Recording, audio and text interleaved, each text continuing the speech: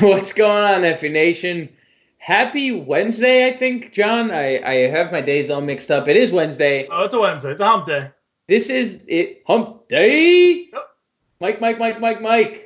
But you are John. This is the Fantasy Alarm NBA DFS live stream. it I am is. James Grande, John Impemba over there. Matt Sells behind the curtain, producing today's stream. Thank you to Matt. But John, a big, huge, massive 11-game slate on tap. You are the man writing all those words down in the playbook. How do you feel about today's slate? Yep, there's 30 players written up, and then there's 15 players that I didn't write up but listed. It's 11 games. There's so many great plays tonight, and then a bombshell got dropped on us all this afternoon with Giannis being ruled out in a matchup that couldn't be any better. Like I don't know, there may be a couple other teams that I would love to have Giannis ruled out so we could get this Middleton Bledsoe stack against, and the Pelicans are 1C. Maybe Memphis, maybe Phoenix, those high-paced, high-scoring. Washington would be amazing, So we're getting it tonight, and ownership is 100% all the way there on those plays for good reasons. If you've been playing DFS at all over the past 2 years, whenever Giannis rules out, it's a Middleton, Bledsoe, 40-plus fantasy point night, it seems like, for both. Obviously, things can happen, but they're home. This is a great matchup for them. So that kind of threw a little wrench into everything because of how much ownership is going to go to those two players. And then we get a little value. Fred VanVleet's ruled out again, so Norman Powell's going to start. Marco Fultz got ruled out, so there's DJ Augustine starting. So there's some interesting plays around the slate today, and it's a huge one. So you can go a lot of different directions, and you can even fade that chalky play and hope that they don't hit. And there's tons of other great matchups to use as well. So it's a good slate. It's going to be an interesting one to see how it plays out. Right, and that's the glory of an 11-game slate. We don't need to play these guys. You are going to be at a disadvantage if they hit, but there are going to be plenty of other guys that do hit and could take your lineups to a winning circle. But 11 games, John, let's jump right into it, shall we? Starting at the point guard position. Guys you have listed at the top, you have Russell Westbrook listed at the top. Just going through, you have it pretty much broken down by position. Yeah. So Westbrook, Brogdon did not make the playbook, but they are players you like. Obviously, like we were just talking about off air, how does Cleveland keep this game close, right? Right.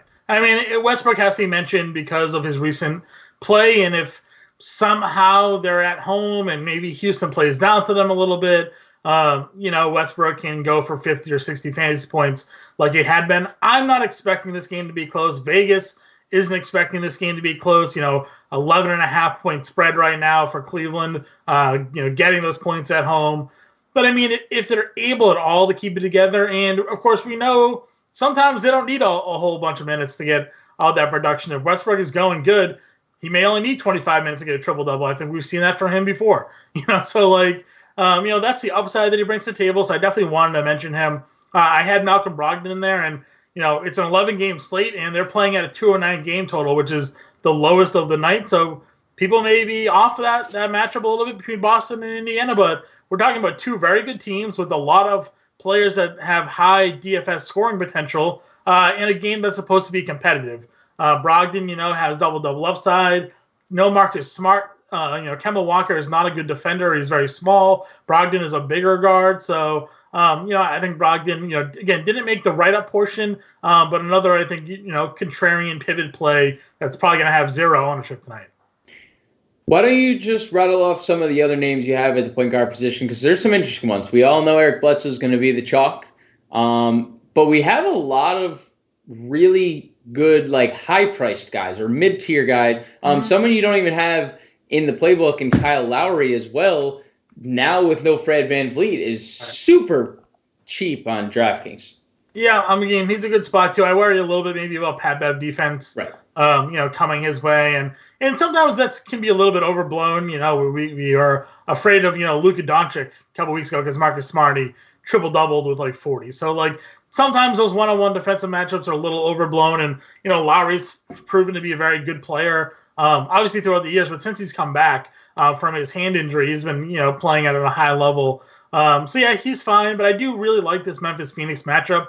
I think you can go either or Rubio or Morant tonight. I like Morant the other night. Everybody's back healthy. He's still playing over 30 minutes, no minutes limit for him. I had 40 fantasy points the other night. And Rubio, since he's come back from his injury, playing a bunch of minutes, flashed 50 fantasy point upside, gone for 40 a handful of times. So if you want to even game stack Memphis Phoenix, which was something that I was looking at doing earlier before all this sort of Milwaukee and New Orleans news kind of broke there, I think both of those guards are perfectly in good spots here.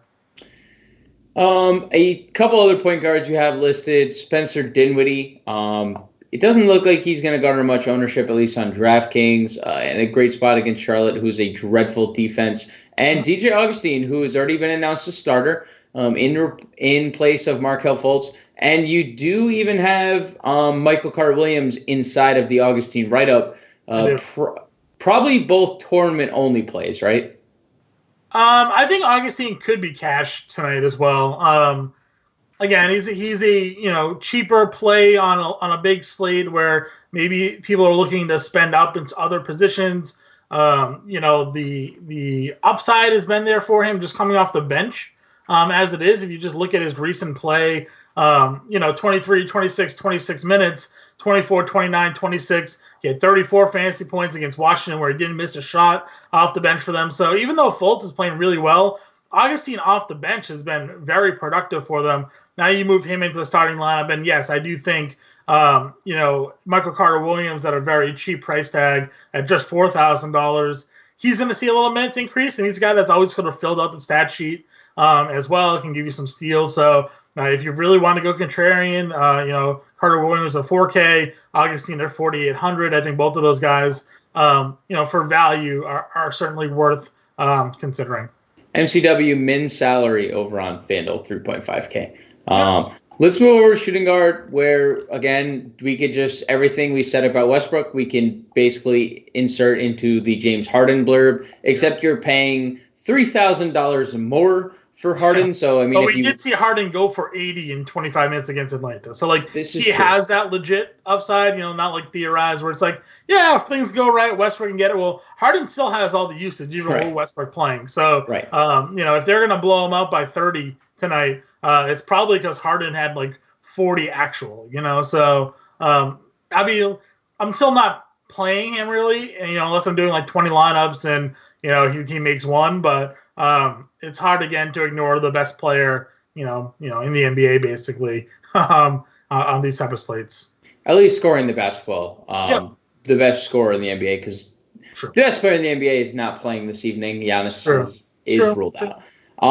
Moving down the shooting guard position, we have the likes of Devin Booker against Memphis, Zach LaVine against a likely tired Atlanta team after that roller coaster ride last night and all the Trae Young backlash that he has gotten today. Donovan Mitchell. He did call the game over before it was over. So it was definitely not over when he called it over. That is for sure, and we can confirm by their loss today. Zach LaVine in a great spot. Donovan Mitchell in a great spot. Drew Holiday in a great spot without Giannis. That defense is far less appealing, or far more appealing, rather, to attack. Where are we going at the shooting guard position, John? I mean, everywhere. Right? I love all of these plays. We talk a lot about DraftKings and how you have a lot of position flexibility. I mean, this is a spot where you have guys listed as point guard, shooting guard, and shooting guard, small forward, where you can play 4-5 of these guys tonight in your lineup if you really wanted to, and get all the exposure. I love Devin Booker tonight. Again, I know in past live streams and podcasts, I had talked about how down I was, and my biggest concern with all that was he just wasn't shooting. Well, he listened, or somebody told him, hey, Devin, you should shoot more basketballs, and he has, and the fantasy production has been there. So I'm going to buy into this. I even know if you look at his most recent game against Memphis, you look at the fantasy points there, and you're like, oh, only 24 fantasy points in 31 minutes. What happened there? The game had 140 points. Well, he shot only 16 times. He went 7 for 16 in that game. He shot 13 times. He went 8 for 13 in that game. he shouldn't be taking 13 shots when his team's scoring 120 points. He should be taking 25. So the last 3 games, 20, 19, and 23. No surprise, 43, 50, and 71 fantasy points. So yeah, I'm buying in on Booker for paying up at the spot. Mitchell's perfectly fine here in the spot against Minnesota. We know they don't defend the wing positions very well. Drew Holiday, if you're going to game stack that game for sure. Going up, there's no more real rim protection anymore with Giannis out. Ilyasova's not going to block shots. Brillo can block shots, but I feel like he's not really, going to stop like a driving Drew Holiday. It's more so he'd block, maybe a guy down in the post there. So he's perfectly fine. I think there's going to be a lot of ownership there. But Chris Middleton's, the top guy. He's going to have, the minutes limit isn't really there anymore. He played 29 the other night. No Giannis. I know we only show him at 31%. I think he's going to be higher. He's averaging 1.34 fantasy points per minute. This is just a great spot for him. Pelicans struggle to defend the wing players. So I think Middleton's just in a smash spot here. Yeah, I think he's the first guy everyone should be plugging into our lineups tonight. I think that's the guy. Also, Dante DiVincenzo, his teammate, shooting guard over on FanDuel, $4,000, only $3,700 on DK, probably a really strong value. Something you mentioned, he averages just as many fantasy points per minute with Giannis off the floor as Chris Middleton and Eric Bledsoe. He's got like the 3rd highest usage rate. Obviously, it's Bledsoe and Middleton in like 32, and then Dante's at 24% usage, 1.33 fantasy points per minute. Now, he does usually see the most of his playing time with Giannis off the floor just naturally, so that's definitely going to boost up his numbers. But I mean, now you're getting a whole game without Giannis on the floor, and if he sees any sort of minutes bump, maybe Milwaukee goes smaller, in this spot, and then they go a hybrid. Middleton at power forward or whatever, then, Dante could get on the floor and have really good success, again, against this Pelicans team. Just a couple other guys you have written down here at the shooting guard position. Devontae Graham, I imagine tournaments only on second leg of a back-to-back. Good success against the Nets this year, so right. Buddy Hield, probably, we talked about on the podcast, probably another guy, tournaments only with the return of Marvin Bagley. Minutes are probably going to be a little more evenly distributed throughout their team in general. Dennis Schroeder, we know, is a tournament play. Garrett Temple, though, would you play Garrett Temple in a cash game or another guy for tournaments only? I think he's a cash game guy. I think he's got, at least recently, he's got a pretty safe floor level of production. Good price tag on him. I'm comfortable if you're looking to spend down a little bit shooting guard to spend up elsewhere in cash games. I think Temple probably not going to have like the cash game ownership you're looking for, but I mean, again, he's been pretty consistent, giving you 25 to 30 fantasy points. The Nets, as long as LeVert and Irving are out, there are different guys stepping up to contribute. He just happens to be one of them that's also getting the minutes. Moving on to small forward, we have the King traveling to Orlando to take on the Magic. Very good price tag. He would have gone for about 100 fantasy points if that game hadn't blown out and if Anthony Davis wasn't scoring every time down the floor, and LeBron still gave us 60. We have Brandon Ingram, Kelly Oubre. Where are we going at small forward, John? Again, I was actually really high on LeBron going into the day. Again, now that all this kind of news is broken, I still like him. I think this is a spot where Orlando was able to keep the game close against Milwaukee for a while, and we got the 35 minutes out of Giannis. If they're able to keep the game relatively close for a period of time here to get LeBron to play, 30-plus minutes tonight, then we know the upside's there. But I don't know if I trust our ownership here at 9% for Brandon Ingram.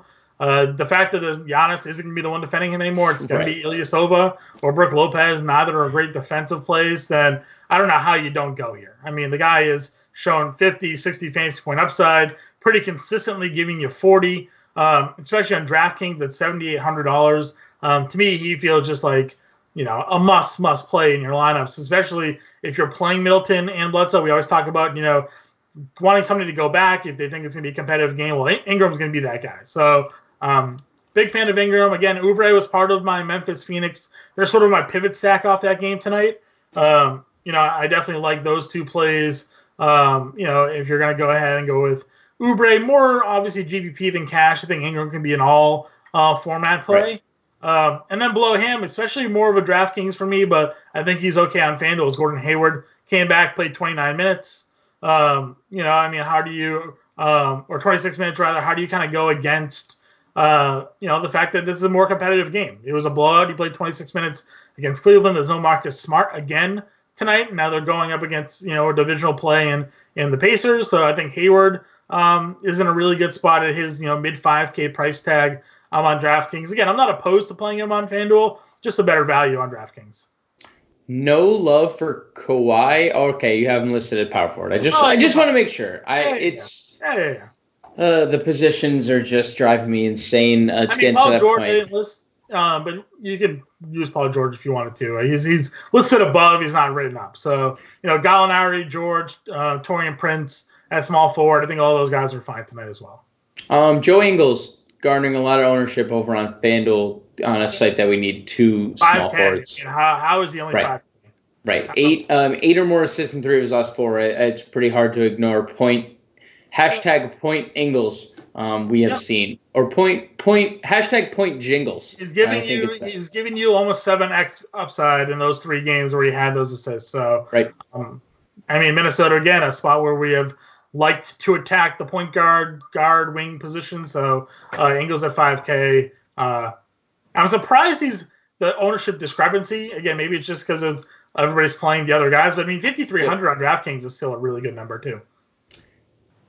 You could probably just play more Bucks value. That's probably what it comes down to. Yeah.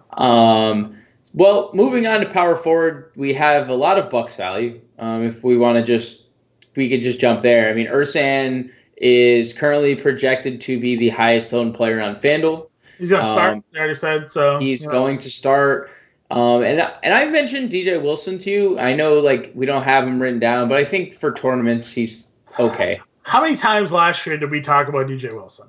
Too much for us to bring it back this year. But again, I know that Giannis is out, and he's been productive in games where it was a total blowout. You look at Milwaukee's blowing everybody out, but Detroit, he played 16 minutes. The Knicks, he played 24. Charlotte, he played 24. So he's getting one of these blowout games. I just feel like it's going to be Ilyasova playing 28. Wilson, maybe he plays 15 minutes, I think. And they'll go small. They'll still use Connaughton. They'll still use Dante a little bit more. I don't see a reason where Wilson is all of a sudden getting 20-plus minutes tonight. So I could be wrong. Maybe Ilyasova gets in foul trouble and they don't have a choice.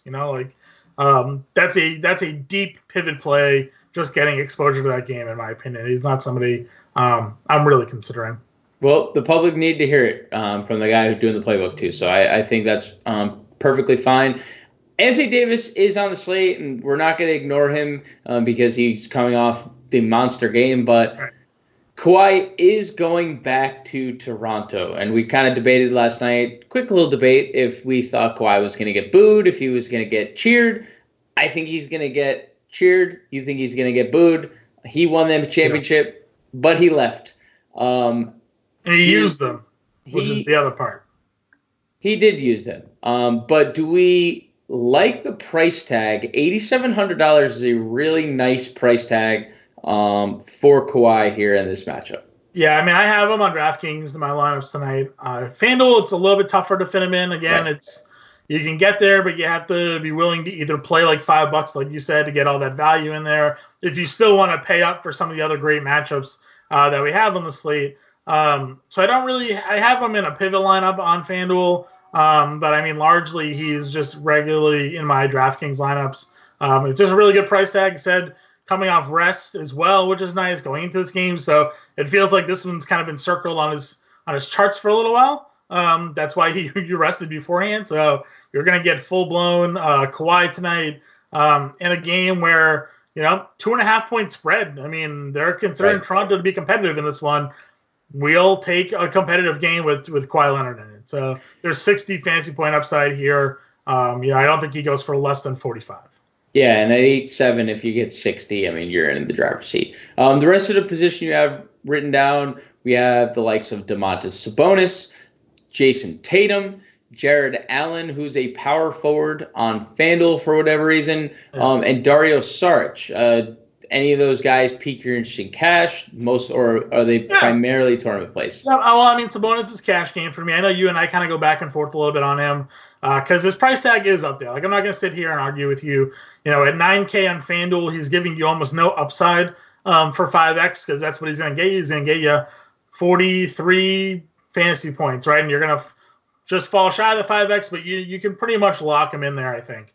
So you can go ahead and go in that spot with him. He did get the upside the other day, 55 fantasy points in that matchup against the Clippers. So it's not out of the realm of possibility, especially since Boston isn't, the strongest in their front court still. Daniel Tice is kind of an undersized stretch 4 or stretch 5, I guess.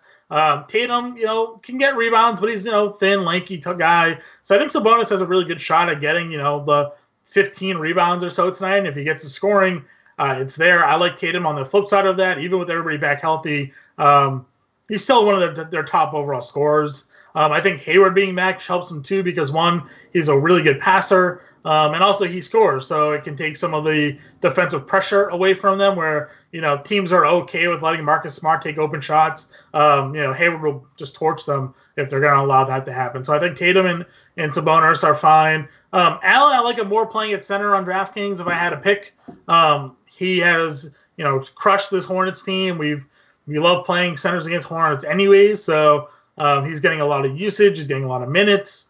This is an upside that I don't think maybe we always wanted, like that he would flirt with every once in a while, but he's finally getting it this year, really breaking through. And always overlooked on every single slate. Nobody plays Jared Allen, and no one's going to play him at this price tag either.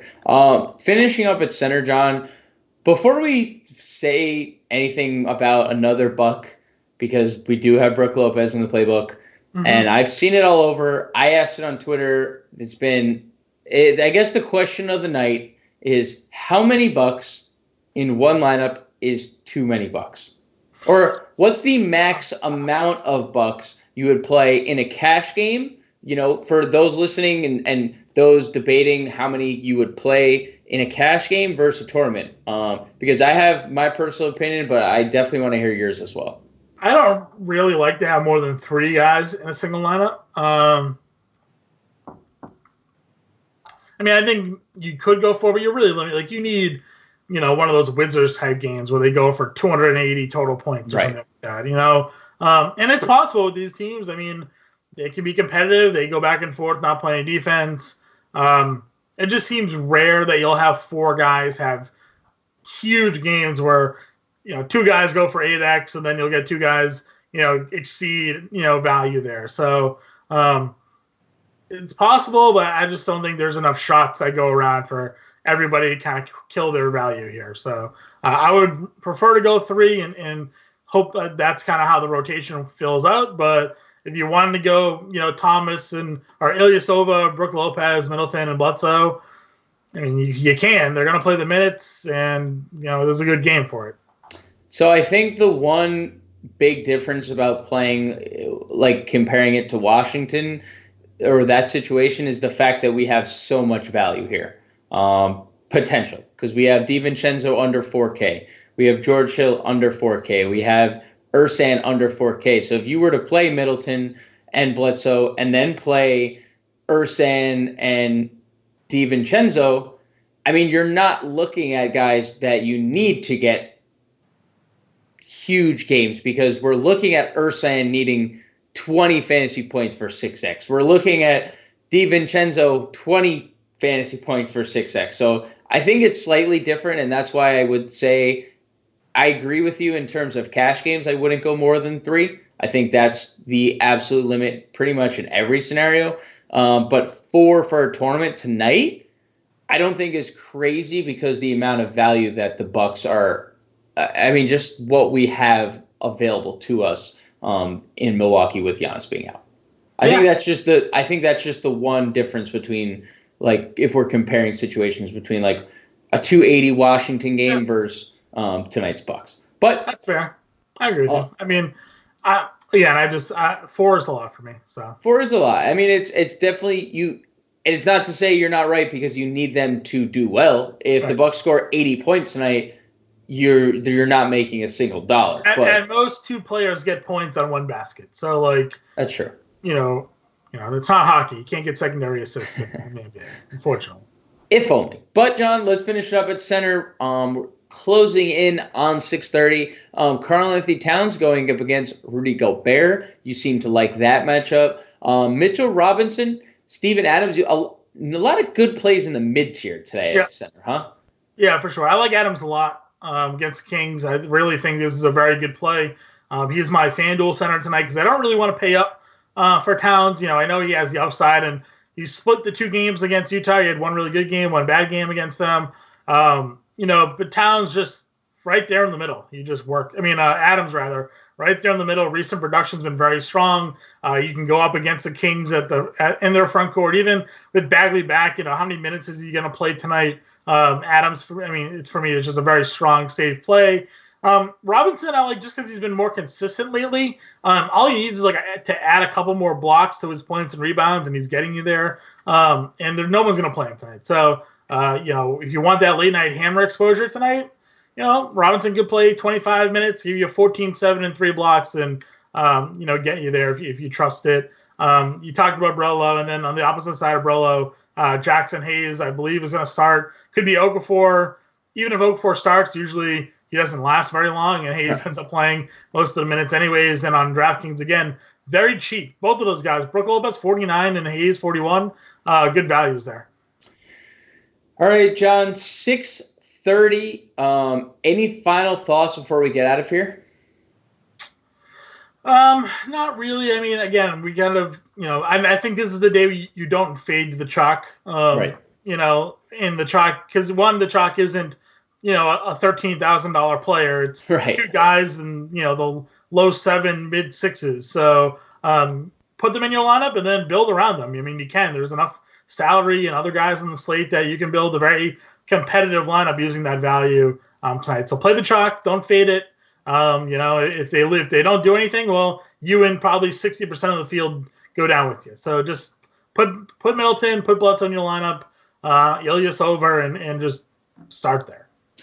Again, big thanks to Matt Sells for producing today's live stream. And we will be in subscriber chat leading up to the roster lock. Good luck tonight, everybody, and we'll catch you guys in the winner's circle.